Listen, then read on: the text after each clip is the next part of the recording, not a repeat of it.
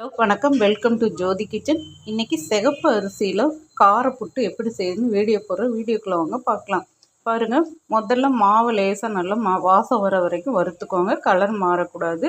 சுடுதண்ணி வச்சு உப்பு போட்டு பாருங்கள், இந்த மாதிரி நல்லா பிசைஞ்சிக்கோங்க. பாருங்கள், பிசைஞ்சு ஒரு 10 நிமிஷமாவது இது ஊறட்டும். நீங்கள் புட்டு சட்டி இல்லைன்னா இட்லி பானையில் வச்சு நம்ம வேக வச்சுக்கலாம். பாருங்க, இந்த மாதிரி இருக்கணும், கையில் ஒட்டாமல். உப்பு நீங்கள் இட்லி பானையில் வச்சு வேக வச்சு எடுத்துக்கோங்க. பாருங்கள், இது நல்லா வெந்துருச்சு. வெந்தது எப்படின்னு பார்க்குறதுனா, இந்த மாவு விரலை எடுத்து இப்படி பண்ணுங்க. இப்படி திரியாக இந்த மாதிரி வந்தால் அது வெந்துருச்சுன்னு அர்த்தம். பாருங்கள், இந்த மாதிரி பண்ணி பார்த்திங்கன்னா தெரியும் வெந்துருச்சு. இப்போ நம்ம தாளிக்கலாம். ஆறட்டும். எண்ணெய் ஊற்றி கடுகு உளுந்தம் பருப்பு போட்டுக்கோங்க.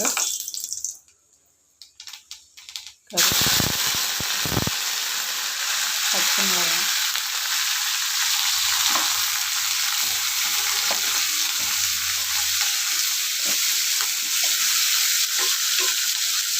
ஒரு பெரிய வெங்காயம்,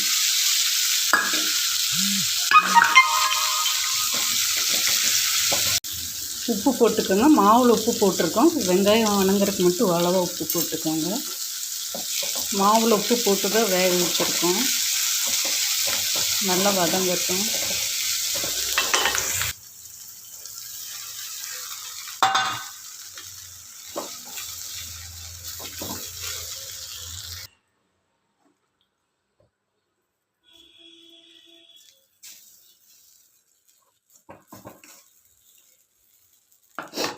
பாருங்கள், நல்லா வதங்கிச்சு.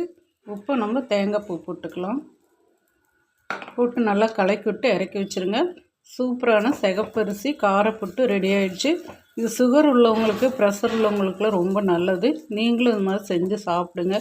காலையில் டிஃபனுக்கு இட்லி தோசையும் சாப்பிட்றதுக்கு இது சத்தான சிகப்பரிசி காரப்புட்டு இந்த மாதிரி செஞ்சு சாப்பிடுங்க. ஏன்னா சுகர் உள்ளவங்க இனிப்பு சாப்பிட மாட்டாங்க. அதுக்காக இந்த மாதிரி காரமாக செஞ்சு கொடுங்க.